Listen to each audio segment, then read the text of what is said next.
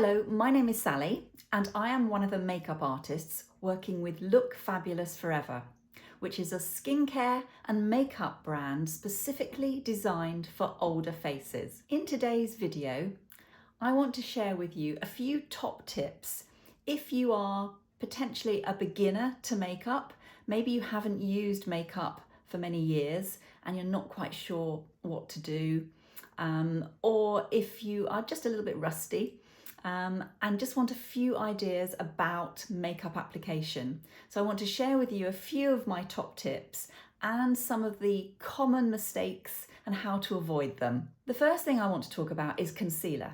On an older face, it's often easy to think I've got to apply lots of concealer to cover up all the dark circles, all the blemishes and the discoloration that can occur. And it's actually really important to use a concealer that is appropriate for older skin and also to apply it in a particular way. So I'm going to demonstrate just a couple of tips with concealer for older faces, particularly if you are a beginner or not used to using concealer. I think some of the concealers that I used to use when I was younger were quite drying. Now my face is a little bit drier. I need a concealer that is creamy but that doesn't sit in my fine lines. So Look Fabulous Forever have designed one called Cover to Cover Concealer, and it looks like this.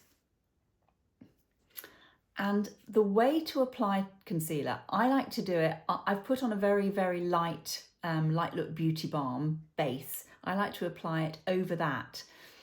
And what I like to do is to use a small brush for the smaller areas rather than putting lots of concealer on. So I'm going to demonstrate that with my brush number 5.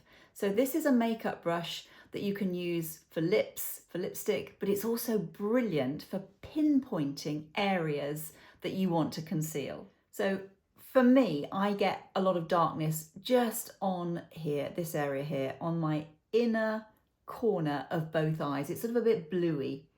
And just by putting a little bit of creamy concealer in that area, it can make all the difference.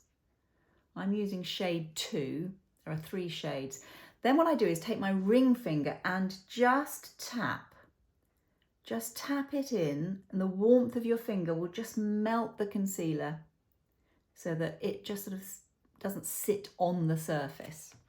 If you've got larger areas to use, we have a concealer brush number 4, which is a little bit bigger. So if you've got larger areas there, again, you can use the same brush. You can use this brush. I have got some discoloration from sun. It's sun damage, and you'll know where you've got bits of sun damage. And I find, again, the smaller brush is brilliant for just covering those little areas. I've got a little red bit here. And then just tap. It's like it sort of just disappears, like magic.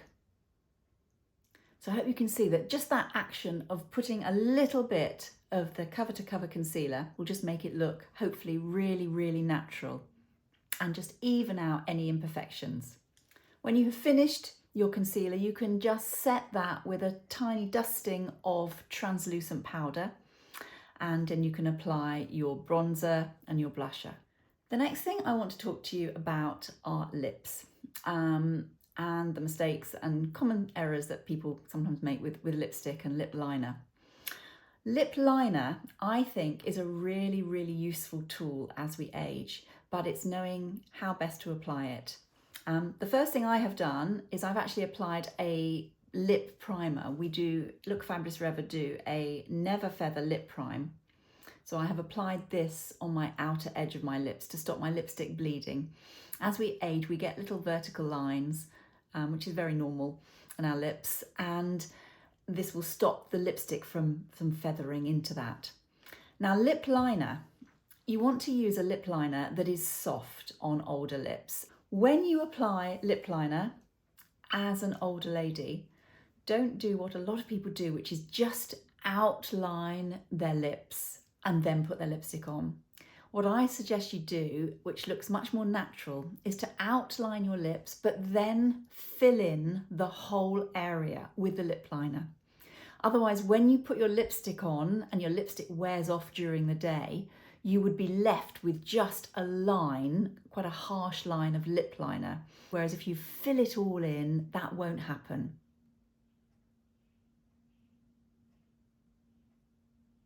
So you can see I'm drawing on the actual edge of my lip.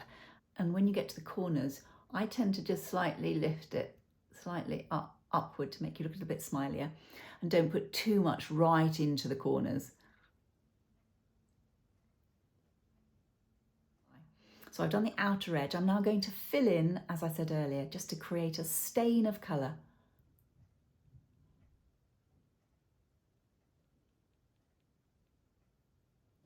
You could then just use your finger if you want to, just to blend very slightly. Some ladies just do this and then put a little bit of lip gloss over the top and are done. I like to do this still as a base for lipstick. So I'm going to apply my lipstick and then I'm going to talk to you about lipstick on teeth, which is again something that happens quite a lot. You can either apply directly from the bullet or you can use a lip brush to be a little bit more professional. So I would use the same brush, obviously clean it, but the same size brush that I used for the concealer, just brush number 5. Now, I am somebody who does get lipstick on my teeth after I've done it.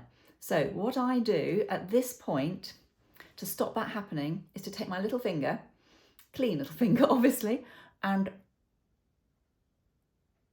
do that. And that lipstick is a lipstick that would be on my teeth very soon if I didn't do that. So I just put it in and move it around and then obviously wipe my fingers. But that is a really simple way to stop lipstick going onto your teeth. The last tip I want to share with you today is about lip gloss. Lip gloss on an older face can really make a difference, particularly if your lips are a little bit thinner than they used to be.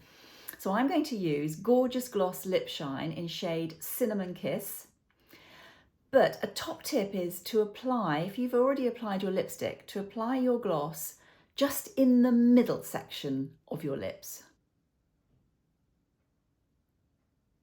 This reflects the light away from the thicker part and just makes your lips look a little bit fuller. So if you just put a bit of gloss in the centre of your lips rather than all over. You can put it all over obviously, but that can really help. And if you don't want to use a colour gloss, you can use a clear gloss so that you don't change the colour of your lipstick. So I hope a few of these tips will help you to enjoy your makeup application, particularly if you're a beginner, if you haven't worn makeup for many, many years. And I look forward to seeing you again very soon. Thank you so much for watching. Bye-bye.